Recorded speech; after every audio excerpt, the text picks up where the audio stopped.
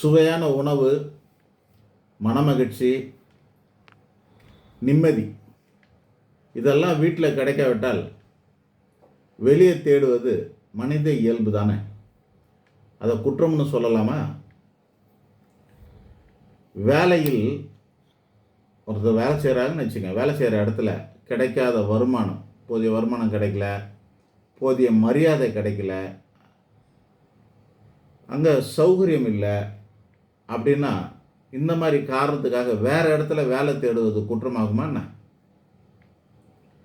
மனிதனுக்கு எல்லாவித நிறைவும் அவசியங்க.